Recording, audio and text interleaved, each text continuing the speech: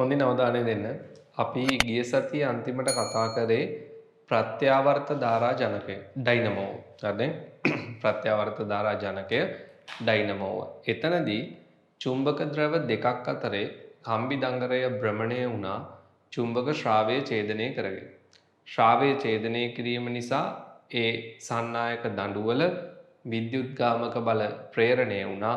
ප්‍රේරිත විද්‍යුත්ගාමක බල එකතු වීමෙන් බාහිර පරිපතය නැත්නම් බාහිර ප්‍රතිරෝධය හරහා ප්‍රත්‍යාවර්ත ධාරාවක් ගලාගෙන ගියා. ඕක තමයි වුනේ. අපි පොඩ්ඩක් ඇඳලා පෙන්නුවොත් මම පොඩ්ඩක් දල වශයෙන් අදත් අඳින්නම්. මෙතන චුම්බක ද්‍රව පිටුමු උත්තර ද්‍රවය ඊළඟට කම්බි දංගරය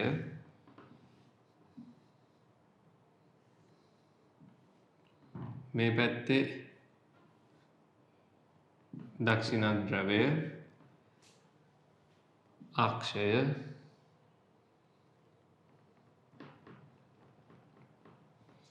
ඇතිල්ලුම් විලි ඇතිල්ලුම් වලලු ඒක අපි ඇන්දේ මේ පැත්තේ කොටස අපිට මේ වලල්ලට ස්පර්ශ වුණොත් මේ පැත්තෙන් එන කම්බිය මේකට ස්පර්ශ වුණොත්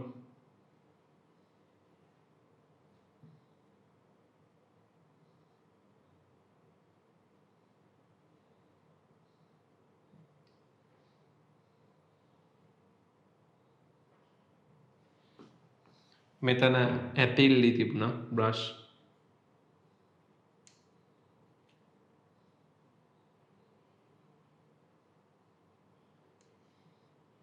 බාහිර ප්‍රතිරෝධය භ්‍රමණය වුණේ මේ පැත්තට ඔමෙගා.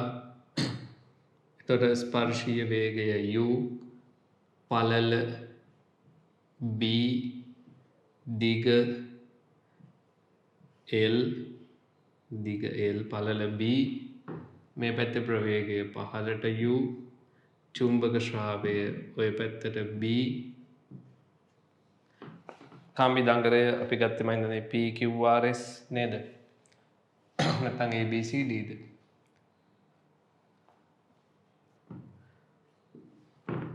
ABCD මම හිතන්නේ ඔය වගේ ගත්තේ. තොර ප්‍රේරිත විද්‍යුත්කාමක බලය ෆ්ලෙමින්ගේ දකුණත් නීතිය ක්ෂේත්‍රය මෙහෙට ප්‍රවේගය එතකොට මේක ඇතුළට මේකේ ඔය විදියට ඒ දෙන්න එකම චක්‍රීය දිශාවට ඒ නිසා ප්‍රේරිත විද්‍යුත්ගාමක බලය දෙගුණ වුණා බාහිර ප්‍රතිරෝධය හරහා ධාරාව ගලාගෙන ගියේ මෙන්න මේ විදියට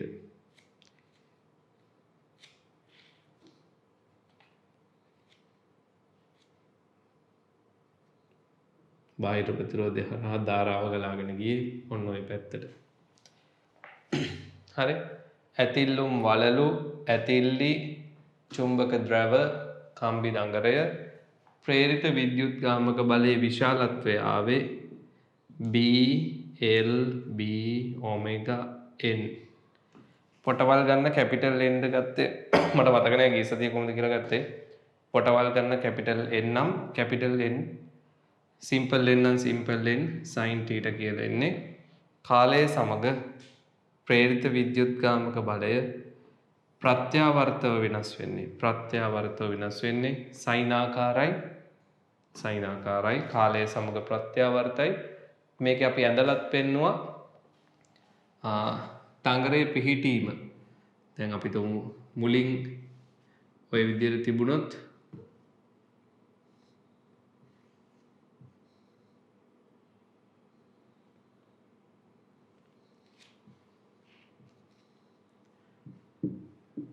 ABCD අංශක 180ක් භ්‍රමණය වුණොත් ආවර්ත කාලයෙන් භාගයකට පස්සේ මේක කරගෙන්නේ අක්ෂය මේ පැත්තටනේ කරගෙන්නේ ඔය විදිහට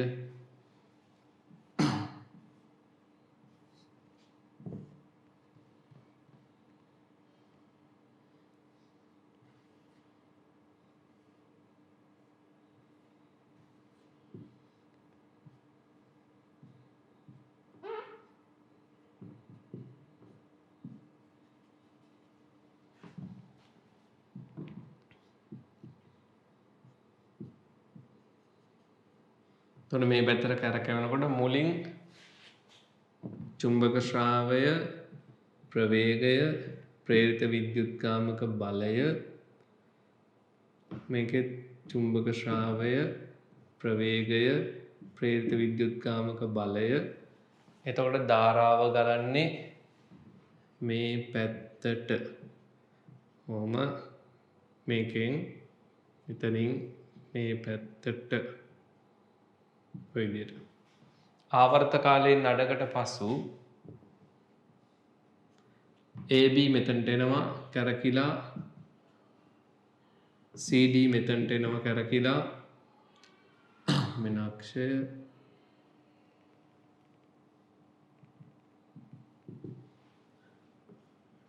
කෝණික ප්‍රවේගය ඔමෙගා පොටවල් ගාන n දැන් මෙයා ඉහළට ශ්‍රාවය මෙහෙට ශ්‍රාවය දකුණට මෙයා පහළට එතකොට ප්‍රේරිත විද්‍යුත්කාමක බලය ওই විදියට ධාරාව ගලන්නේ මේ පැත්තට මෙතනින් එළියට පහළට ඇතුළට තර බාහිර ප්‍රතිරෝධය හරහා ධාරාව ගැලීම ආවර්ත කාලයෙන් අඩකට පසු දිශාව මාරු වෙනවා. මුලින් ගලාගෙන ගියේ xy දෙසට නම් පස්සේ ගලන්නේ yx දෙසට. බාහිර ප්‍රතිරෝධය හරහා ධාරාව ගැලීම කාලය සමග ප්‍රතිවිරුද්ධ වෙනවා. ආවර්ත කාලයෙන් අඩකට වරක් දිශාව ප්‍රතිවිරුද්ධ වීම නිසා ප්‍රත්‍යාවර්ත කියලා හඳුන්වනවා. ප්‍රත්‍යාවර්තයි. මේක තමයි විශාලත්වය. තර උපරිමගය මෙන්න මෙතන උපරිමගය අපි මොකක්ද සංකේතයක් දෙන්නේ නැති E0 හරි Emax හරි අපි දමු Emax කියලා. උපරිම විද්‍යුත්කාමක බලය Emax කියලා ගත්තොත් Emax B L B omega n ඔක තමයි උපරිම ප්‍රේරිත විද්‍යුත්කාමක බලය. ප්‍රේරිත විද්‍යුත්කාමක බලය උපරිමගය θ 90ක් වෙනකොට sin 91ක් වෙලා තමයි උපරිම වෙන්නේ. පැහැදිලිද? අපි මේක කතා කරා ගිය සතියේ මේ ඩයිනමෝ ප්‍රත්‍යාවර්ත ධාරා ජනකය ඩයිනමෝ. හරිනේ? දැන් මේකම බොහොම පොඩි වෙනස්කම් කීපයක් කරලා තමයි සරල ධාරා ජනකය හදන්නේ. ලොකු වෙනස්කමක් නැහැ. මේකම පොඩි වෙනස්කම් කීපයක් කරලා තමයි සරල ධාරා ජනකය හදන්නේ. ඊළඟ මාතෘකාව ලියා ගන්න සරල ධාරා ජනකය. ඊළඟ මාතෘකාව සරල ධාරා ජනකය. සරල ධාරා ජනකය. ඒකට ලියන්න ප්‍රත්‍යාවර්ත ධාරා ජනකය ප්‍රත්‍යාවර්ත ධාරා ජනකය සුළු වෙනස්කම් කීපයකට භාජනය කිරීමෙන් ප්‍රත්‍යාවර්ත ධාරා ජනකය සුළු වෙනස්කම් කීපයකට භාජනය කිරීමෙන් සුළු වෙනස්කම් කීපයකට භාජනය කිරීමෙන්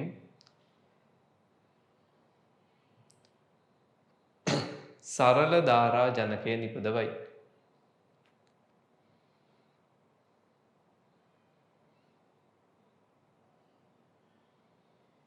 ප්‍රත්‍යාවර්ත ධාරා ජනකය සුළු වෙනස්කම් කීපයකට භාජනය කිරීමෙන් සරල ධාරා ජනකය නිපදවයි. සරල ධාරා ජනකය නිපදවයි.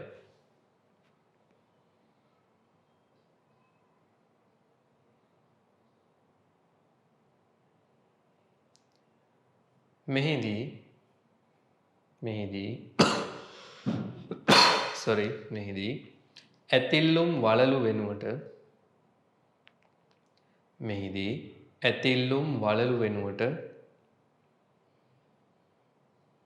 ඇතිල්ලුම් වලලු වෙනුවට වලලු භාග දෙකක් යොදා ඇති අතර ඇතිල්ලුම් වලලු වෙනුවට වලලු භාග දෙකක් යොදා ඇති අතර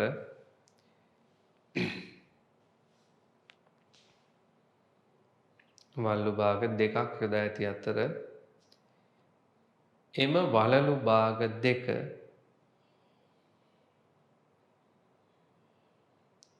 වලලු භාග දෙක කම්බි දඟරය සමගින් භ්‍රමණය වන පරිදි එම වලලු භාග දෙක කම්බි දඟරය සමගින් භ්‍රමණය වන පරිදි පාසා ඇත. කම්බි දඟරය සමගින් භ්‍රමණය වන පරිදි පාසා ඇත. හරි. හොඳින් අවධානය දෙන්න.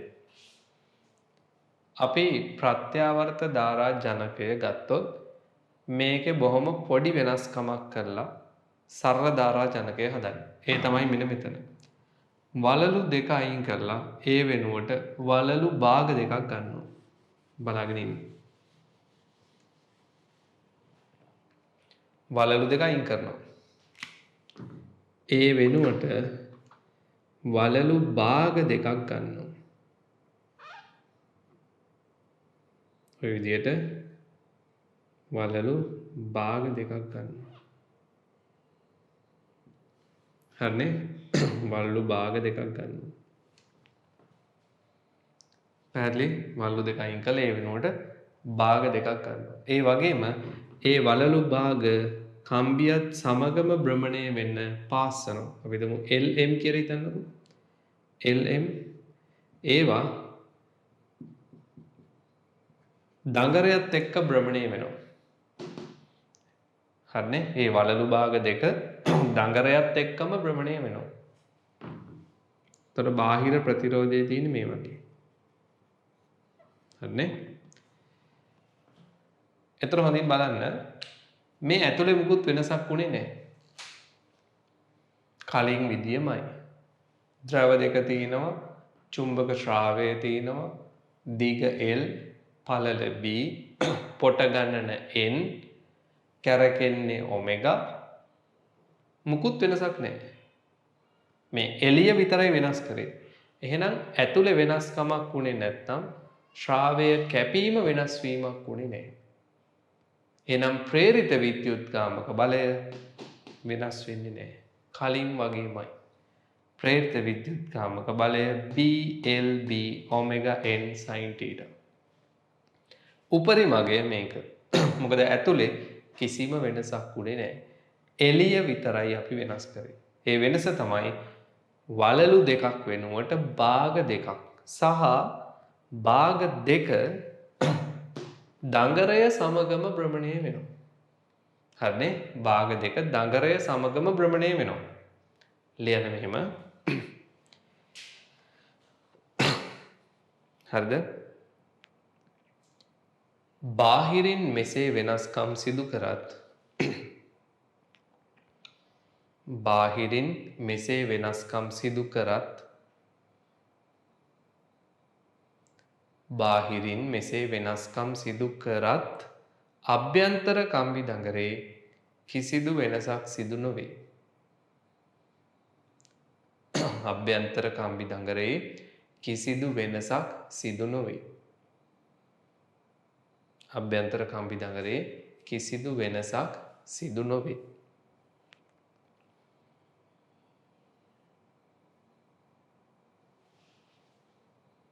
හරිනේ? බාහිරින් වෙනස්කම් කරත් අභ්‍යන්තර කම්බි දඟරේ කිසිදු වෙනසක් සිදු නොවේ. එබැවින් දඟරය භ්‍රමණය වන විට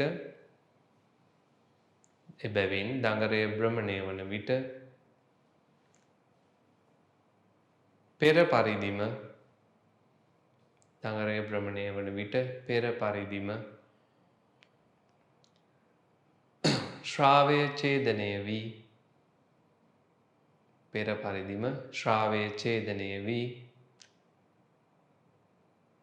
විද්‍යුත්ගාමක බලයක් ජනනය වේ. ශ්‍රාවය ඡේදනය වී විද්‍යුත්ගාමක බලයක් ජනනය වේ. විද්‍යුත්ගාමක බලයක් ජනනය වේ.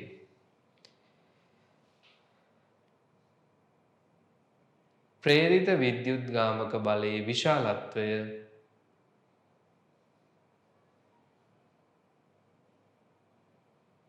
ප්‍රේරිත විද්‍යුත්ගාමක බලයේ විශාලත්වය පෙර පරිදිම වේ.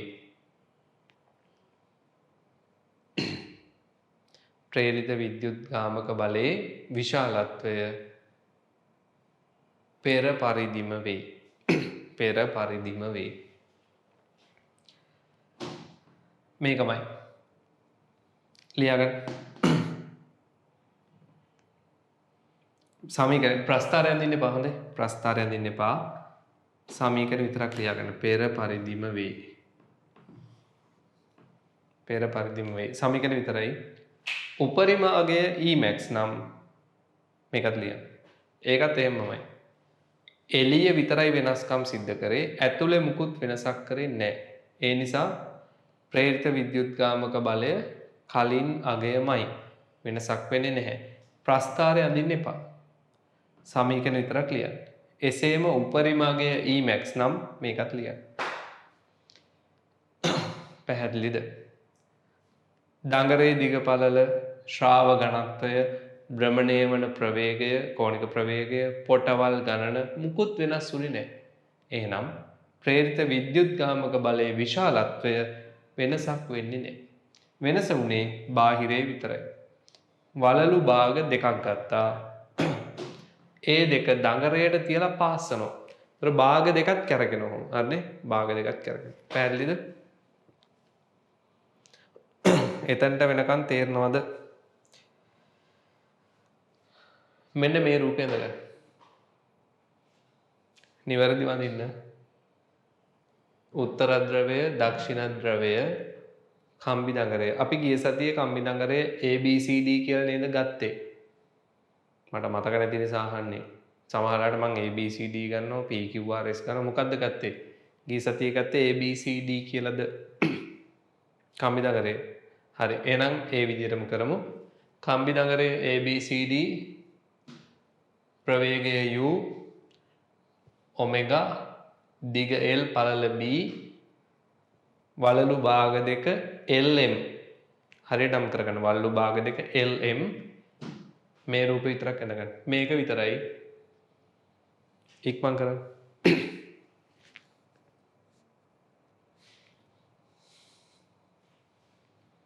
දැන් මේක තමයි සැකැස්ම. අභ්‍යන්තරයේ වෙනසක් නැහැ. බාහිර විතරයි පොඩි වෙනසක් වෙන්නේ. ඒ නිසා ශ්‍රාවයේ කැපීමේ වෙනසක් වෙන්නේ නැහැ. ප්‍රේරිත විද්‍යුත්ගාමක බලයේ විශාලත්වයේ වෙනසක් වෙන්නේ නැහැ. උපරිමගේ වුණත් වෙනසක් වෙන්නේ නැහැ. හැබැයි මෙහෙම දෙයක් වෙනවා. අපි මේක බලමු. ලියන්න අලුත් පේජයකින්. අලුත් පේජයකින් ලියන්න. අලුත් පේජයකින් ලියන්න. ඒ බොඳ වෙලා පේන එක ගණන් ගන්න එපා. ඒක ඔටෝ ෆෝකස් වෙනවා බෝඩ් එකට. හොඳයි. ටික දැන් හරිනේ. සමහරලාට බොඳ වෙනවා. සමහරලාට හරියනවා.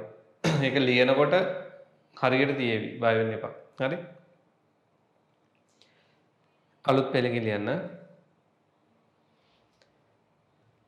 කම්බි දඟරය මෙසේ භ්‍රමණය වන විට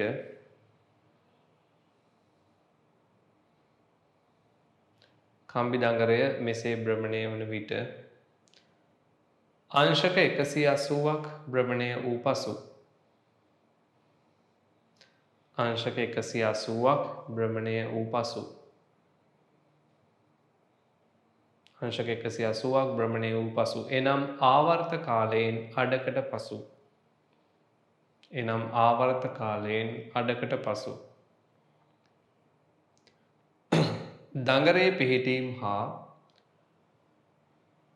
දඟරේ පිහිටීම් හා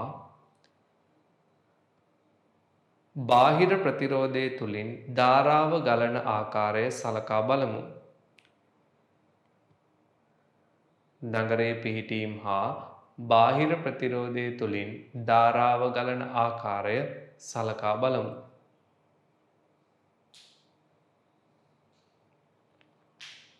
බාහිර ප්‍රතිරෝධය තුළින් ධාරාව ගලන ආකාරය සලකා බලමු. සලකා බලමු. බෝඩ් එක බලන්න. දැන් මේ විදිහට නෙමෙයි තියෙන්නේ වලලු නැහැ. හරිනේ? වලලු නැහැ. වලලු භාග තියෙනවා. මොන බලන්න.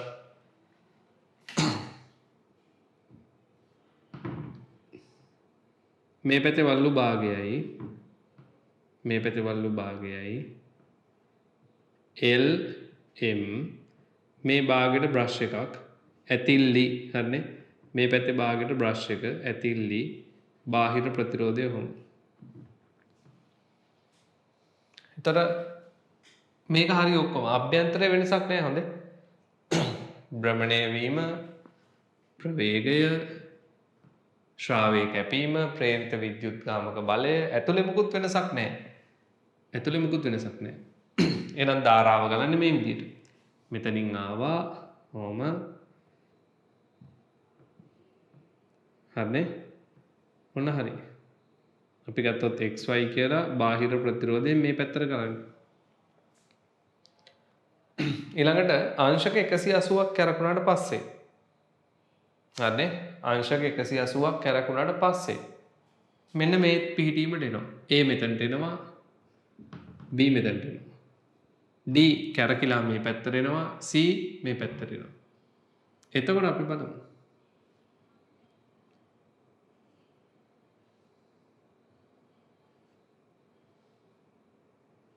හරිනේ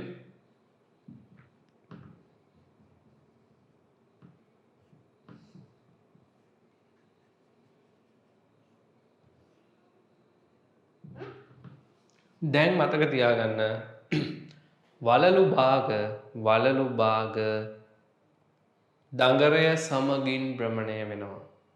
එහෙනම් ආවර්ත කාලයෙන් අඩකට පසු L එහා පැත්තේ M මේ පැත්තේ වලලු භාග දඟරය සමගින් භ්‍රමණය වෙනවා. L එහා පැත්තට යනවා M මේ පැත්තට යනවා. කැරකිලා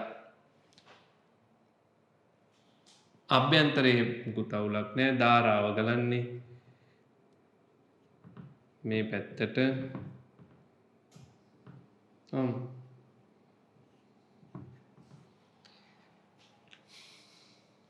දැන් හොඳින් බලන්න. කම්බි දඟරය තුල ධාරාව ගලන දිශාව වෙනස් වෙලාද නැද්ද?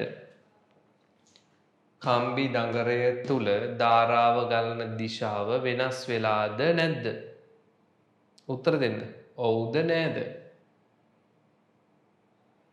කම්බි දඟරයේ ධාරාව ගලන දිශාව වෙනස් වෙලාද නැද්ද? ඔව්ද නැද්ද? අපෝ පොඩ්ඩක් මොලේ කල්පනා කරපන්කෝ. දඟරයේ ධාරාව ගලන දිශාව වෙනස් වෙලාද නැද්ද? වෙනස් වෙලා. ඒක වෙනස් වෙලා තියෙන්නේ. මුලින් ගැලුවේ A B C D අතට.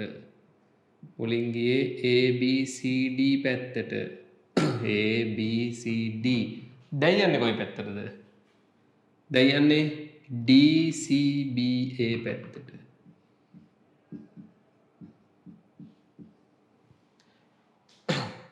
දඟරය ඇතුලේ ධාරාව ගලන දිශාව වෙනස් වෙලා. හරිනේ? දඟරය ඇතුලේ ධාරාව ගලන දිශාව වෙනස් වෙලා. හැබැයි බාහිර ප්‍රතිරෝධයේ ධාරාව ගලන දිශාව වෙනස් වෙලා නැහැ. y සිට x y සිට x. කලින් ප්‍රත්‍යාවර්තකේ බාහිර ප්‍රතිරෝධයෙන් ධාරාව ගලන දිශාව වෙනස් වුණා. මතකනේ? ප්‍රත්‍යාවර්ත ධාරා ජනකයේ බාහිර ප්‍රතිරෝධයෙන් ධාරාව ගලන දිශාව ප්‍රතිවිරුද්ධ වුණා. නමුත් දැන් එහෙම නෑ. බාහිර ප්‍රතිරෝධයෙන් ධාරාව ගලන්නේ එකම අතට. එහෙනම් විශාලත්වය මේකම තමයි. හැබැයි එකම අතට ගලනවා නම් ප්‍රේරිත විද්‍යුත්ගාමක බලය කාලය සමග වෙනස් වීම ඔය වගේ. පැහැදිලිද? හරි. ආවර්ත කාලයෙන් අඩකට වරක් කම්බි දඟරය ඇතුලේ ධාරාව ගලන දිශාව වෙනස් වෙනවා. ප්‍රතිවිරුද්ධ වෙනවා. නමුත් ඒක එළියට දැනෙන්නේ නැහැ. ඇතුලේ දිශාව ප්‍රතිවිරුද්ධ වුණත් බාහිර ප්‍රතිරෝධය හරහා ධාරාව ගලන්නේ එකම පැත්තට. එකම පැත්තට. ඒ නිසා අපි කියනවා සරල ධාරාවක්. කාලය සමග එකම දිශාවකට ගලන්නේ සරල ධාරාව. හරියට නියත ධාරාවක් නෙමෙයි එකම පැත්තට සරල ධාරාවක්. පැහැදිලිද? කියන දේ තේරෙනවද? රූප දෙක ඉඳගන්න. පිහිටීම් දෙක ඉඳගන්න.